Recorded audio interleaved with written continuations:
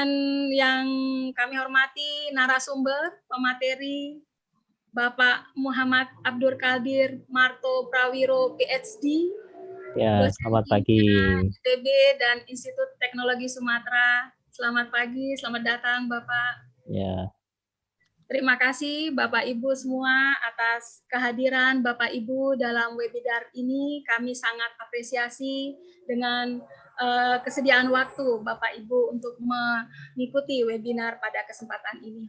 Baik Bapak Ibu, perkenankan saya akan membacakan garis besar kegiatan webinar kita pada pagi hari ini, yaitu pertama ucapan selamat datang yang telah kita lewati bersama, kemudian doa, ketiga, sambutan-sambutan sekaligus membuka secara resmi kegiatan webinar kita pada pagi hari ini. Kemudian yang keempat, pemaparan materi yang dilanjutkan dengan sesi tanya jawab. Kelima, closing statement. Keenam, resume. Dan yang terakhir adalah penutup. Baik, Bapak Ibu, kita langsung melangkah pada sesi selanjutnya. Sebelum kita mengawali kegiatan ini, mari Bapak Ibu kita awali dengan doa.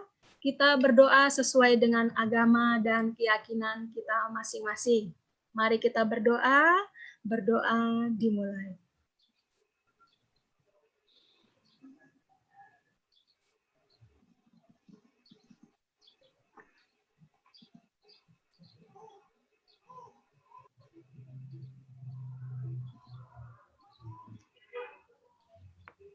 Berdoa selesai.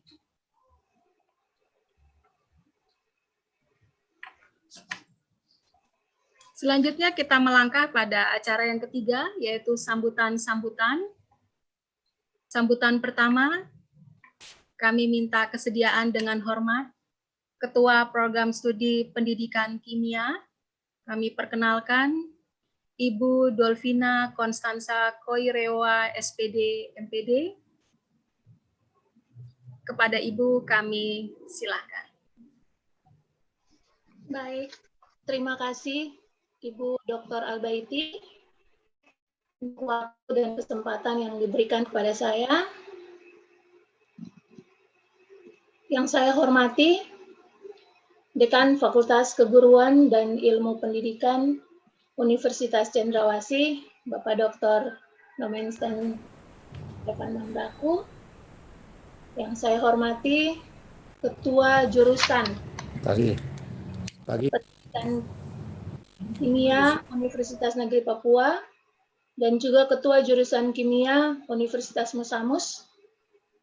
Yang saya hormati Ketua Himpunan Kimiawan Indonesia Cabang Papua dan Papua Barat, Bapak Dr. Frans Asmorov, MSI. Juga yang saya hormati narasumber kita, yaitu Bapak Muhammad Abdul Qadir Marto Prawiro, PhD. Selamat pagi. Dan yang saya banggakan Bapak Ibu guru dan calon guru peserta webinar saat ini. Perkenalkan,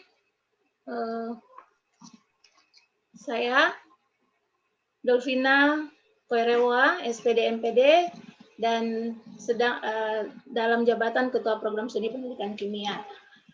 Program Studi Pendidikan Kimia merupakan salah satu program studi yang ada di dalam lingkungan Fakultas Keguruan dan Ilmu Pendidikan Universitas Cendrawasih. Baik program studi maupun jurusan pendidikan kimia yang ada di Universitas Negeri Papua maupun Universitas Musamus, kami semua memiliki tugas dan tanggung jawab untuk menghasilkan sumber daya manusia, khususnya yang ada di tanah Papua, terlebih lagi menghasilkan guru kimia yang mampu memiliki kompetensi dalam bidang pembelajaran kimia. Untuk melaksanakan tugas dan tanggung jawab kami itu, maka kami harus melaksanakan pembelajaran dengan menerapkan strategi dan juga pendekatan dalam proses pembelajaran ataupun perkuliahan kimia dengan memperhatikan karakteristik dari materi itu sendiri, khususnya materi kimia, dan juga siswa ataupun mahasiswa yang kita didik. Nah, untuk menerapkan strategi dan pembelajaran dalam era digital ini, dan juga dalam masa pandemi COVID-19 dan era new normal ini, maka kita membutuhkan pembelajaran atau proses pembelajaran yang menerapkan strategi dan pendekatan yang tepat dengan melaksanakan pembelajaran online. Oleh karena itu, kita membutuhkan informasi ataupun hal-hal yang dapat mendukung kita dalam pembelajaran tersebut. Nah, oleh karena itu, kami sangat berterima kasih ya dan mengapresiasi kepada HKI Cabang Papua dan Papua Barat yang bisa menyelenggarakan kegiatan ini. Kami sadar ini sangat penting bagi kami, baik kami sebagai dosen ataupun kami sebagai guru.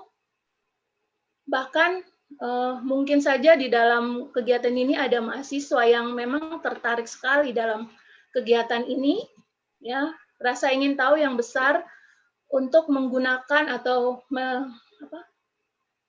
mendapatkan ilmu dari narasumber kita. Terima kasih sekali Pak Frans sudah mendatangkan narasumber untuk kegiatan ini. Dan sekali lagi terima kasih untuk Pak, mohon maaf saya panggil Pak Kakak, terima kasih untuk terima kasih Bu. Berbagi ilmunya dengan kami, baik Bapak Ibu dosen, Bapak Ibu guru, bahkan para mahasiswa. Oleh karena itu, sekali lagi permintaan kami untuk Bapak Dekan Fakultas Keguruan dan Ilmu Pendidikan, secara khusus mohon kesediaan Bapak Dekan untuk melakukan memberikan sambutan sekaligus membuka kegiatan webinar ini. Demikian yang bisa saya sampaikan. Terima kasih. Waktu saya kembalikan. Baik, terima kasih Ibu Dolvina atas sepatah dua patah katanya. Jadi Bapak Ibu di sini peserta sebagian besar juga ada alumni dari kita ya Bu ya. Jadi secara tidak langsung ini merupakan temu alumni juga, ajang temu alumni sekaligus juga kegiatan dalam rangka peningkatan ya profesionalisme dari guru ya. Kita sebagai guru karena lulusan kita, output kita adalah guru. Baik, terima kasih kepada Ibu. Sambutan selanjutnya kami mohon kesediaan dengan hormat Bapak Dekan FKIP Universitas Cendrawasih, Bapak Dr. Nomensen Stefan Membraku, bisa menyampaikan sambutan kesempatan ini. Perkenalkan Bapak Ibu, ini dekan kami. Beliau kalau kita lihat dari profil yang nampak di layar Bapak Ibu, ya banyak sekali tanggung jawab, ya kepercayaan yang beliau terima ya, dan dengan kesibukan yang ada beliau tetap bisa melaksanakan semua tanggung jawab itu dengan baik. Kiranya segala karya karsa yang telah Bapak perbuat diberkati. Ya, Bapak Ibu mungkin bisa lihat beliau selain sebagai dekan FKIP Uncen, beliau juga pernah menjabat sebagai Ketua Dewan Kesenian Tanah Papua. Kemudian saat ini beliau juga sebagai Ketua PGRI Provinsi Papua, juga Sekretaris Forkom FKIP Negeri se-Indonesia dari tahun 2016 sampai 2018. Beliau juga dipercaya sebagai Ketua Des Otonomi Khusus Provinsi Papua, Ketua BLISPI, Ketua YPK di Tanah Papua, dan juga beliau ternyata terlibat aktif, dipercaya di lingkungan tempat tinggal beliau sebagai Ketua RT atau RW ya di Kelurahan Hedam, Kecamatan Yabansari, Jayapura. Ya. Terima kasih Bapak untuk tanggung jawab, walaupun Bapak begitu sibuk, tapi tetap memperhatikan dan melaksanakan semua kepercayaan yang diberikan Tuhan kepada Bapak. Kami persilakan pada Bapak untuk menyampaikan sepatah dua patah kata pada kegiatan kami. Terima kasih, kami persilakan. Untuk kita semua, selamat pagi untuk kita semua. Selamat pagi, Pak. Pagi, Pak Dekan. Selamat pagi, Pak Dekan. Selamat pagi, Pak Dekan. Mari kita semua memanjatkan puji dan syukur kepada Tuhan Yang Maha Kuasa, karena Tuhan yang Maha baik, Tuhan itu Maha pengasih dan murah hati, sehingga Tuhan bisa melindungi kita, sehingga pada saat ini kita bisa melakukan tugas dalam melaksanakan webinar ini dengan penuh tanggung jawab. Semuanya bisa terjadi karena Tuhan itu baik untuk kita. Yang saya hormati Ketua Himpunan Kimiawan Indonesia,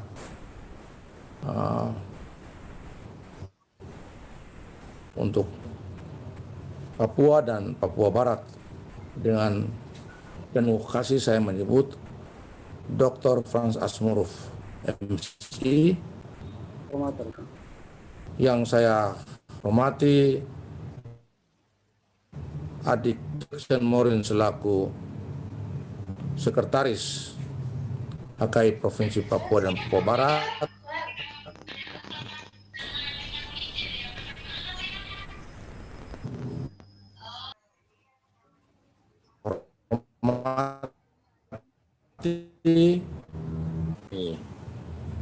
Yang saya hormati dan saya banggakan Ketua Program Studi Kimia FKIP Uncen, Bu, dengan izin, dengan penuh kasih saya sebut nama Ibu Dolvina Koreboa, yang penuh tanggung jawab sehingga bisa melaksanakan tugas ini.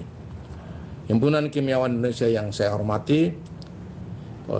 hormati dan saya banggakan, Profesor Muhammad Abdul Qadir Marto Prawiro, PhD, izin kadangkala staf saya bilang kakak ya, jadi saya sebut seperti itu. Terima kasih.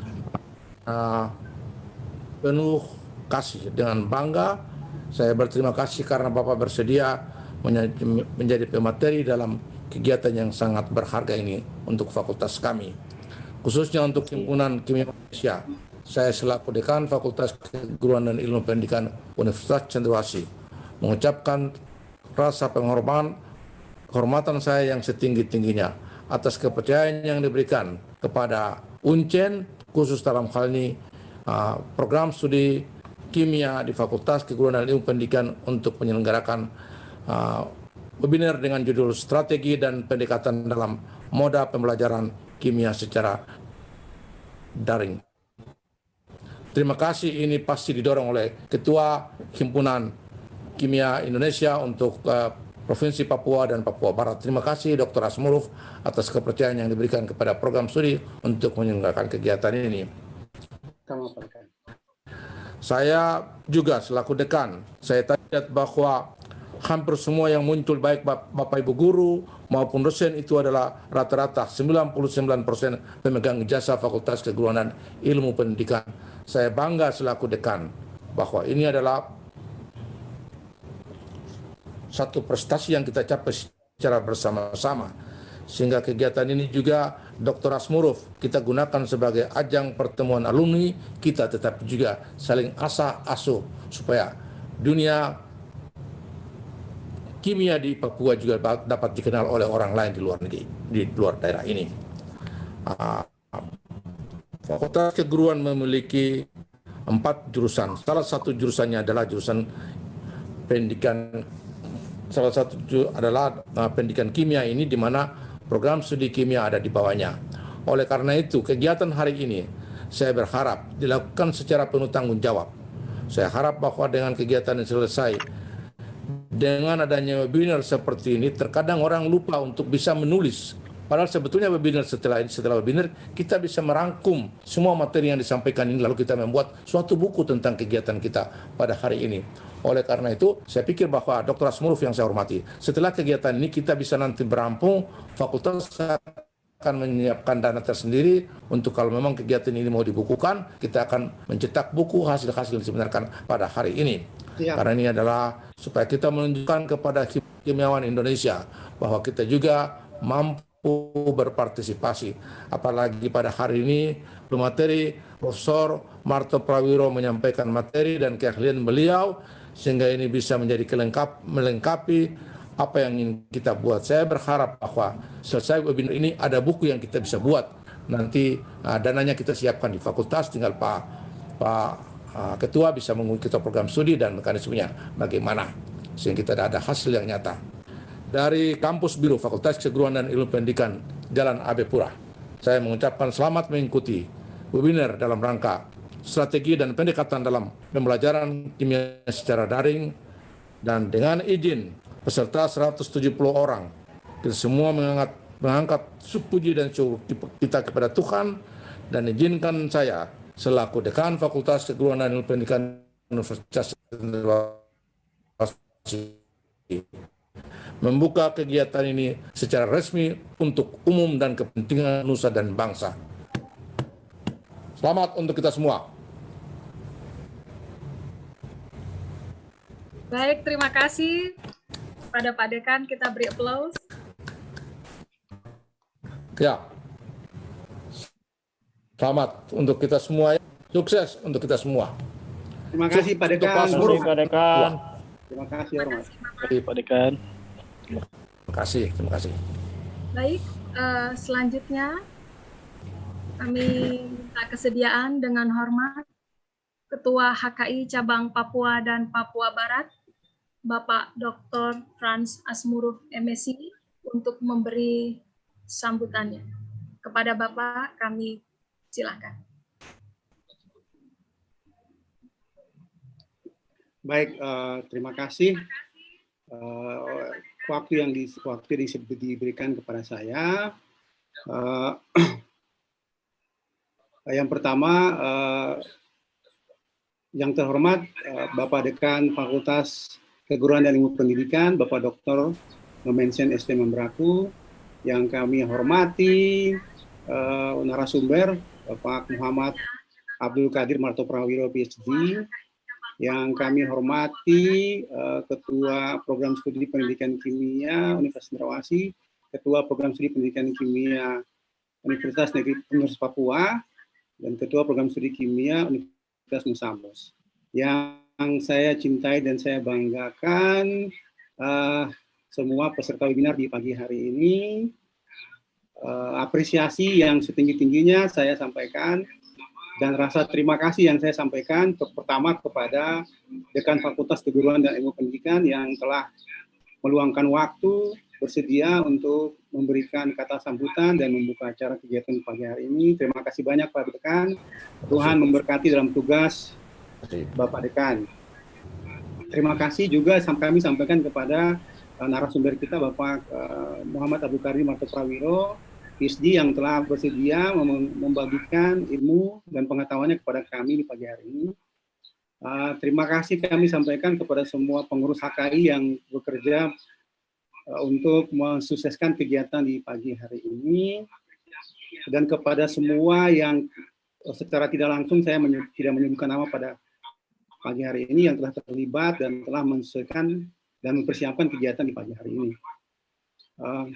Saya ingin memperkenalkan tentang Himpunan Kimia Indonesia Cabang Papua dan Papua Barat. Untuk periode masa bakti 2020 dan 2023, kami diberikan SK oleh Himpunan Kimiawan Indonesia. Jadi kepengurusan kami itu dengan nomor SK dan nomor 15, SK PPHKI tahun 2020, jadi periode kami sampai tahun 2023. Yang berikut, slide berikut. Nah, saya sedikit melaporkan di tahun ini kami ada melakukan kegiatan, ada beberapa kegiatan, tapi di sini saya melaporkan 3 kegiatan besar yang sudah kami lakukan secara daring, yaitu yang pertama, di bulan Juli tahun 2020 kami melakukan webinar tentang solusi pengurangan sampah plastik dan pengolahannya menjadi BBM. Itu pembicara, ada 3 pembicara, yaitu Kepala Dinas Lingkungan Hidup dan Kebersihan Kota Jayapura, terus Ibu Prof. Wega dari jurusan Kimia UGM, dan Bapak Darwanto SSMIC dari jurusan Kimia Universitas Cendrawasih.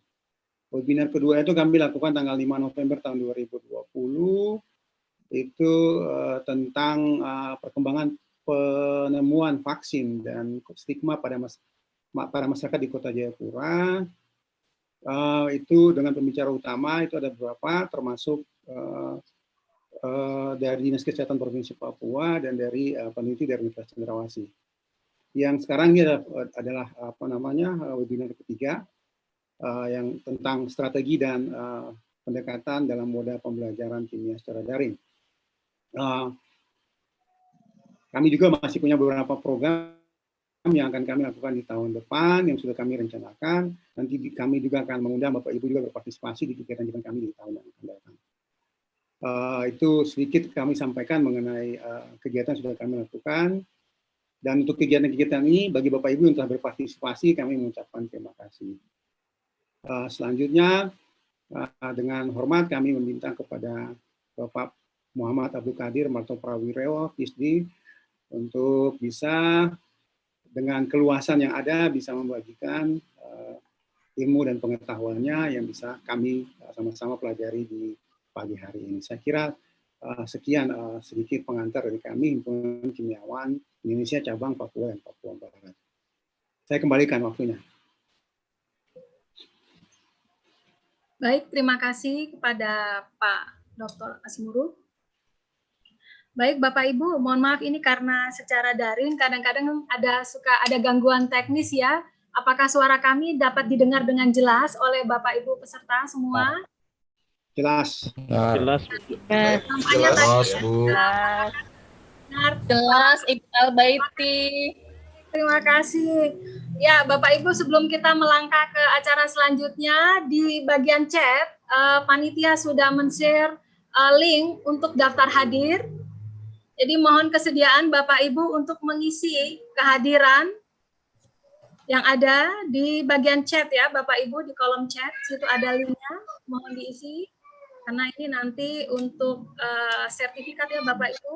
Jadi jangan lupa Bapak Ibu untuk mengisi. Baik, terima kasih.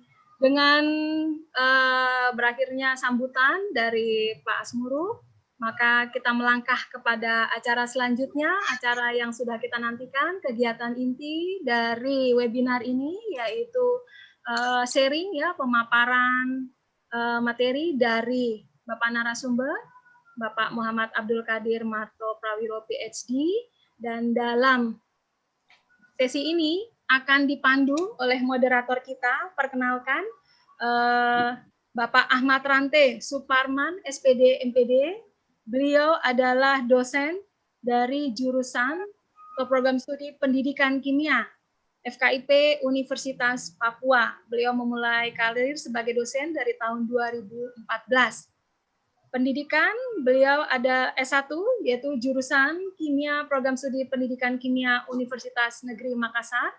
Kemudian S2, yaitu dari Program Studi Pendidikan Kimia, Program Pasca Sarjana Universitas Negeri Makassar. Dan saat ini beliau sedang mengikuti program doktor di Program Studi Penelitian dan Evaluasi Pendidikan Program Pasca Sarjana Universitas Negeri Yogyakarta. Halo, selamat pagi Pak Ahmad.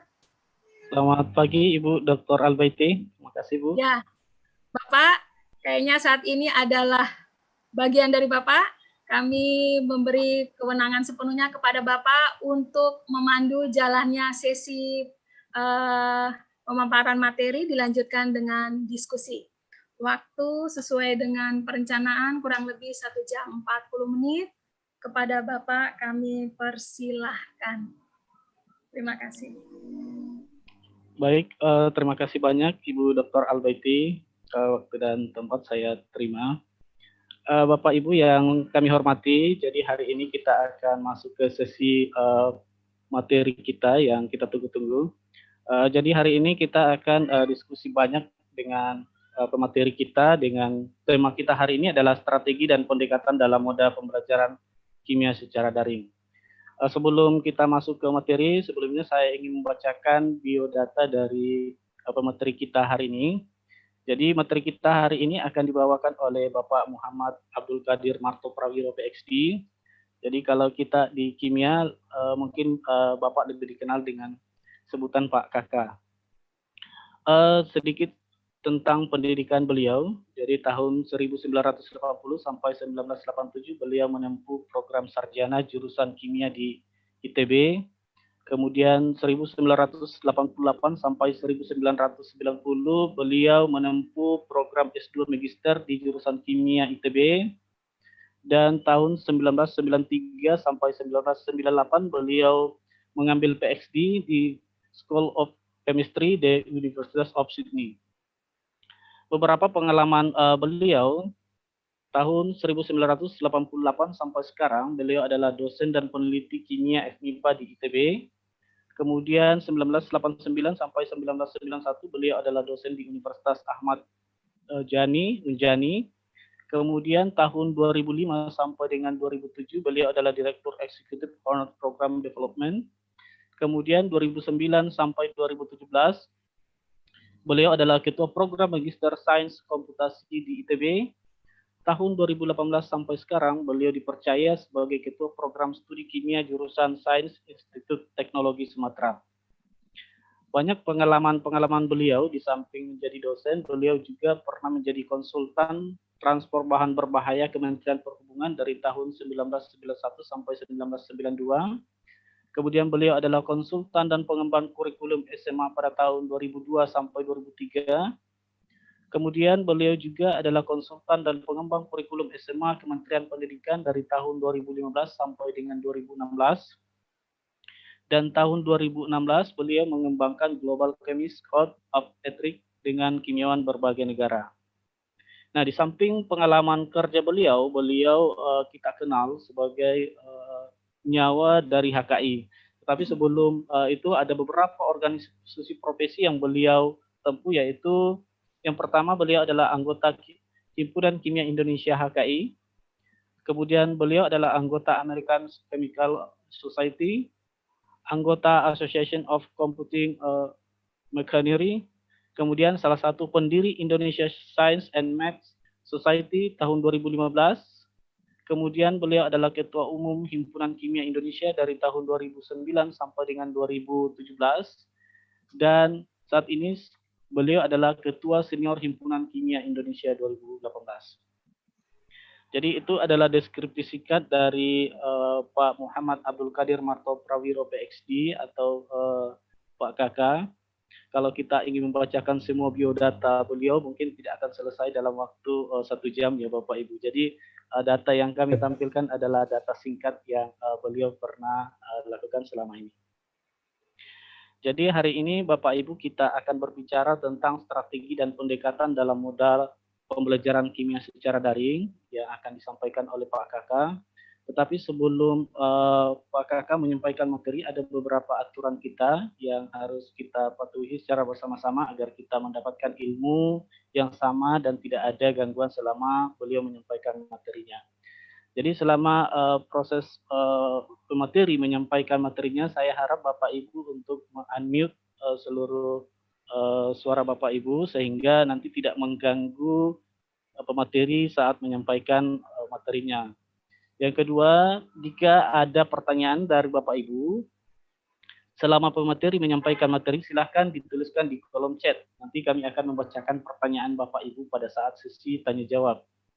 Atau kalau Bapak Ibu ingin menyampaikan pertanyaan secara langsung, ingin berinteraksi langsung dengan Pak Kakak, karena mungkin selama ini mengenal Pak Kakak hanya lewat tulisannya, hari ini kita bertemu langsung, dan Bapak Ibu ingin bertanya secara langsung, silakan nanti di kolom chat, silakan Bapak Ibu menuliskan nama, instansi, kemudian keterangan ingin bertanya langsung, sehingga nanti kami bisa mengurutkan Bapak Ibu untuk bertanya pada saat sesi tanya jawab.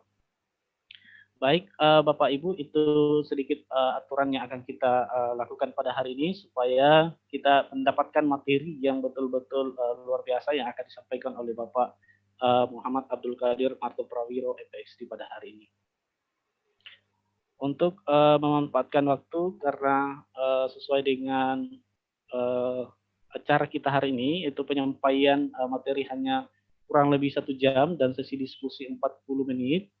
untuk memanfaatkan waktu, maka saya langsung persilahkan kepada pemateri kita, Bapak Muhammad Abdul Qadir Marto Prawiro, PhD.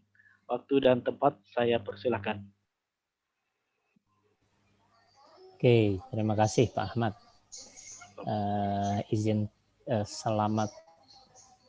Izinkan saya share dulu saja ya ininya sebentar. Oke. Iya, selamat pagi Pak Dekan KIP ya, Universitas Cendrawasih, Bapak Dr. Nomensen Mambraku, Bu Dauvina sebagai Prodi Pendidikan Kimia, ada Pak Jackson juga sebagai sekretaris, Pak Frans Asmuruf, Ketua HKI Cabang Papua dan Papua Barat. Tadi saya dengar ada Ketua Prodi Kimia atau Pendidikan Kimia dari Universitas Papua ya, dengan Universitas Musamus ya. Selamat pagi, Assalamualaikum, salam sejahtera untuk kita semua. Saya akan mulai, mudah-mudahan layarnya sudah terlihat ya. Sudah Pak. Sudah, oke. Sudah ya. Terlihat Pak Kakak. Ya. Oke.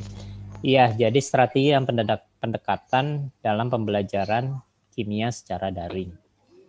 Ini merupakan kelanjutan lah ya dari presentasi saya sebelumnya. Saya akan coba selesaikan ini dalam 1 jam, tapi seperti tadi disampaikan silahkan langsung bertanya ya di chat supaya nanti sekali-sekali saya akan tengok. Iya.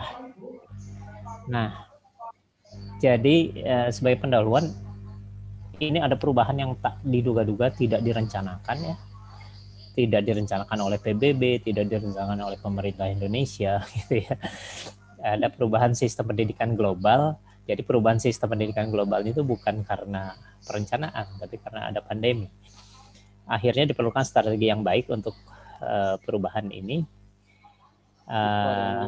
Ya, beragam pendekatan akhirnya diperlukan ya untuk ini. Suara saya terdengar jelas ya, cukup jelas ya. Jelas Pak. Oke. Jelas, Pak. Nah, tantangan tentunya akan lebih besar pada daerah terpencil ya, di Kalimantan Utara sana misalnya, di Papua, di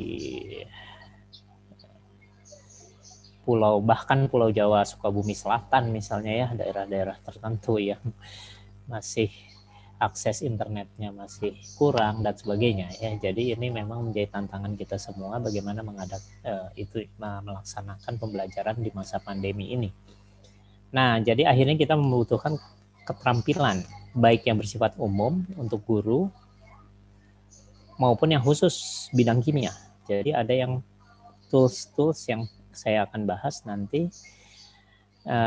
Juga nanti di akhir saya akan sampaikan ajakan untuk kerja bersama meningkatkan kualitas pembelajaran lewat pengembangan fasilitas bersama. Jadi nanti saya tunjukkan fasilitas bersama apa saja yang bisa kita kembangkan ya. Nah, ini sedikit keterampilan yang dibutuhkan tadi sudah disebutkan ya, bahwa keterampilannya ada yang umum, antara lain untuk misalnya ini contoh saja aplikasi untuk membantu keaktifan, yaitu pakai Socrative Student. Untuk Bapak Ibu sekalian yang belum pernah tahu Socrative Student, silahkan sambil jalan di HP saja itu pakai lewat Play Store, itu bisa di-install itu ya, tinggal di search, dipersilahkan nanti kita bisa coba. Ambil yang free, sebetulnya ada yang berbayar, kalau mau bayar ya boleh juga ya, tapi yang free cukup lah. Terus selain yang sifatnya umum seperti tadi Socrative itu, ada juga yang khusus kimia. Nah, yang Socrative ini saya sempat lihat di Journal of Chemical Education ada pembahasan itu bagaimana menggunakan Socrative itu secara efektif di Journal of Chemical Education. Nah, sekarang kesempatan yang luar biasa Bapak Ibu sekalian, silahkan buka Journal of Chemical Education. Kalau ada kata kunci COVID, jadi gratis. Sebelumnya kan harus bayar $10 atau $15 gitu ya untuk satu artikel. Sekarang ini asal ada COVID-19 itu gratis. Jadi PDF-nya bisa di-download. Itu bagus sekali. Jadi silahkan dieksplor ke situ. Nanti lain kali bisa saya ngobrol-ngobrol tentang apa yang dibahas di situ di Journal of Chemical Education ya. Nah, ada beberapa keaktifan siswa juga akan terbantu kalau kita konsisten ya. Jadi konsisten dalam komunikasi daring ini menjadi semakin penting karena kalau di depan kelas kan mahasiswa gampang sekali kelihatan kalau dia kebingungan dengan inkonsistensi kita gitu ya misalnya ya.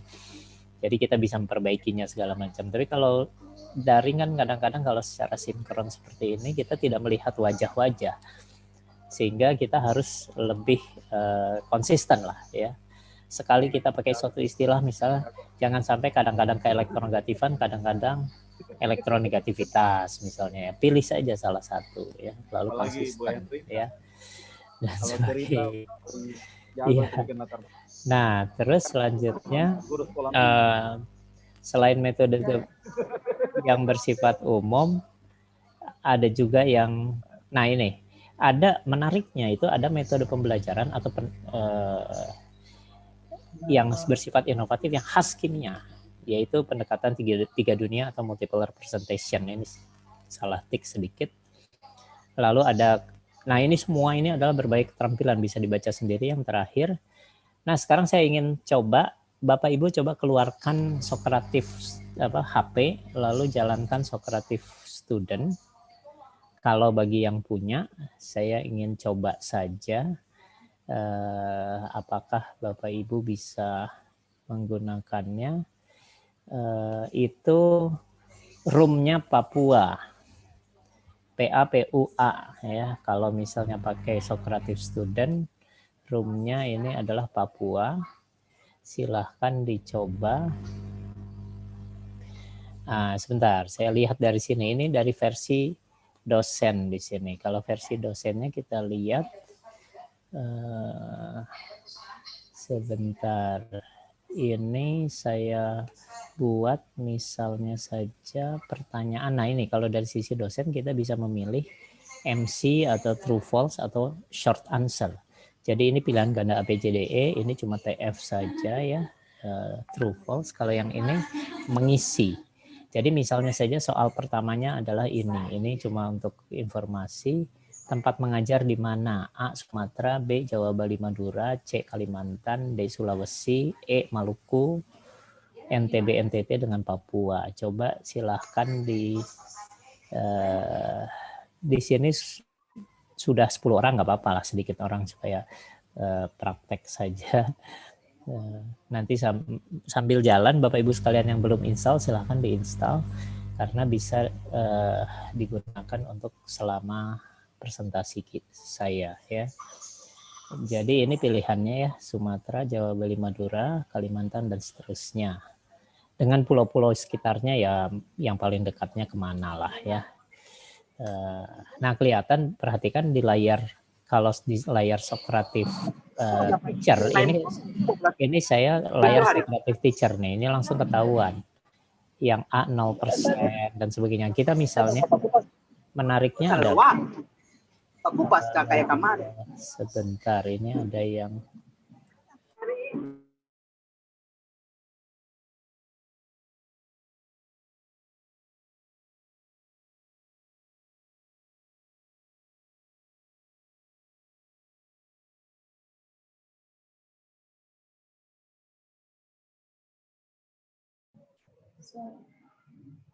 mohon maaf suaranya Pak Kakak. Suaranya nggak kedengaran. Nggak kedengaran Pak. Suaranya masih unmute Pak. Oke, sudah ya sekarang ya. Oke, jadi rupanya kalau di unmute all ya saya ikut ter-unmute ya. Oh iya betul, karena saya tadi sebetulnya saya tidak akan ter-unmute karena saya sebagai co-host, cuma saya tadi terpental sempat. Jadi tolong dijadikan co-host lagi saja supaya kalau di unmute tidak otomatis ter-unmute ya. Kalau di mute tidak otomatis ter-mute. Ini rupanya tadi saya terpental, sempat terpental. Oke, jadi beginilah. Jadi kita bisa mengetahui terutama nanti di tengah misalnya pembelajaran kita bisa tahu apakah siswa kita memahami apa yang kita sampaikan atau tidak gitu ya. Jadi misalnya ada soal yang benar adalah A, setelah dites loh ternyata malah yang A 0%, waduh ini kita ngajarnya bukan main ya. Tidak ada yang ngerti gitu ya misalnya. Jadi ini salah satu tools ya. Nah, oke, dan ini kalau yang tidak berbayar kita harus catat ya. Kita harus screenshot kalau mau tahu ini mau kita simpan. Jadi ini kita misalnya screenshot gitu ya. Tapi kalau yang berbayar itu bisa tersimpan. Setelah kita finish di sini itu bisa kita simpan hasilnya. Nah, tapi saya selama ini pakai yang gratisan lah ya. Saya biasanya mengajarkan ke guru-guru juga selalu gratisan supaya mudah. Nah ini yang kedua, tidak usahlah kita skip saja ya. Sebetulnya bisa ditanya ngajarnya di mana, SMA, SMK, MA atau bimbel dan sebagainya. Atau dicobalah nggak apa-apa. Ini saya ingin tahu juga nih. Lebih banyak silahkan dari yang sudah gabung sekitar sekian orang itu. SMA, SMK, ini madrasah aliyah maksudnya ini SMK ya, tahu ya bimbel atau itu dosen atau apalah ya. Kita bisa lihat di sini persentasenya misalnya langsung ketahuan sebagian besar adalah ngajar SMA ini 50%, ada sedikit yang cukup kedua adalah madrasah aliyah ternyata cukup tinggi, tapi yang terakhir dosen ya. Jadi ini kita bisa simpan dengan cara screenshot misalnya gitu ya. Oke, ini yang lain contoh saja, ini saya skip saja lah ya karena waktunya terbatas. Jadi bisa nanya misalnya bisa ABCDE misalnya, yang pernah digunakan apa? Google Meet, Zoom atau Jitsi Meet atau Webex atau apa misalnya gitu ya. Atau yang paling sering digunakan apa? Nanti lalu bisa juga ke materinya ya dan sebagainya. Nah kita masuk ke strategi pembelajaran. Teaching strategies itu biasanya dimaknai sebagai metode yang kita pilih, yang dipilih, yang digunakan untuk menolong mahasiswa atau siswa ya, siswa kita di SMA untuk belajar mempelajari materi kuliah, materi pelajaran ya, dan akhirnya juga untuk mencapai tujuan-tujuan di masa depan. Jadi artinya kita menyiapkan siswa untuk menangkap apa yang kita ajarkan juga untuk bisa mencapai berbagai tujuan. Jadi ketika lulus salah satu yang kita inginkan dari siswa kita tentunya bukan sekedar paham, tapi ada kemampuan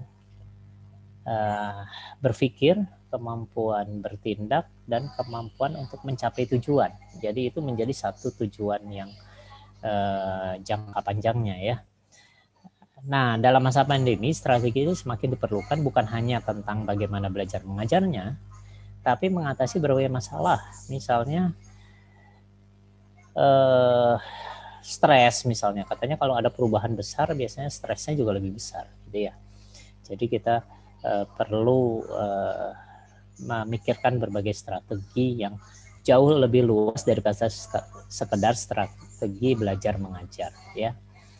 Nah, untuk sekolah misalnya ada keputusan strategis yang penting, yaitu perlunya penguatan kemampuan guru. Jadi misalnya saja bagaimana kita mengundang orang bukan hanya tentang materi kita, tapi juga misalnya tentang kalau ada perubahan besar, itu biasanya siswa itu kecemasannya seperti apa, stresnya seperti apa, atau yang lebih penting adalah bagaimana mengatasinya ya. Contoh ya, bisa juga penggunaan guru dalam pemanfaatan berbagai tools, terutama ICT, lalu penyediaan sarana yang mendesak tentunya ya, misalnya akses internet ya yang dipastikan baik dan sebagainya. Nah ini beberapa strategi. Ini strategi sekali lagi itu adalah pilihan-pilihan cara supaya siswa bisa belajar dengan baik. Kira-kira begitu kan ya. Tapi di saat begini, saya sering bersampaikan begini, untuk yang achievable goals ini ya, untuk mencapai tujuan, dia kan harus punya kemampuan. Kemampuannya salah satunya adalah kalau lewat sains atau lewat kimia adalah kemampuan berpikir.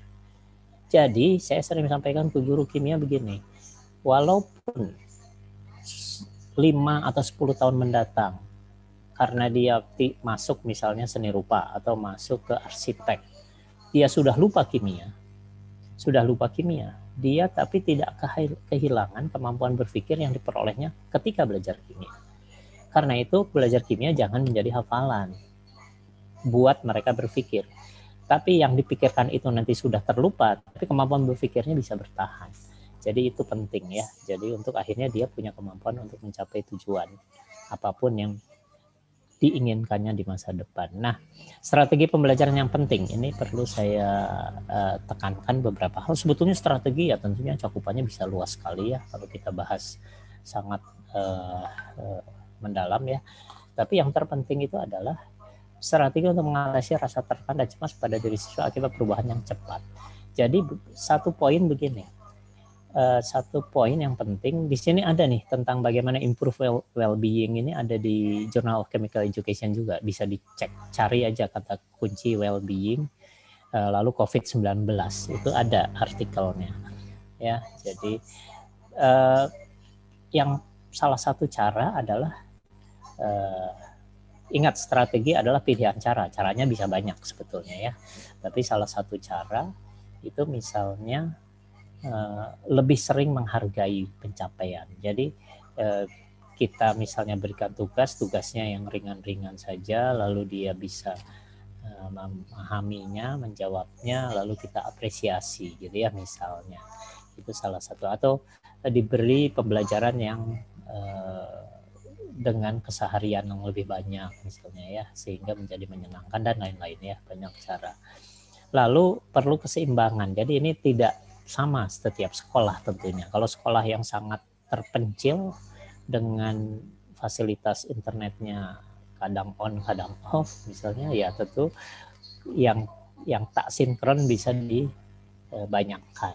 Sinkron itu maksudnya guru dan murid berinteraksi pada saat yang bersamaan ya, seperti sekarang ini. Kalau tak sinkron misalnya ketika kita pakai WA kan, kita mengirim sekarang, dijawabnya nanti malam misalnya, itu tidak sinkron. Tapi dua-duanya bisa digunakan. Nanti kita bisa gunakan lebih sering pakai yang mana, ini salah satu strategi yang harus kita desain ya, sesuai kondisi tempat masing-masing.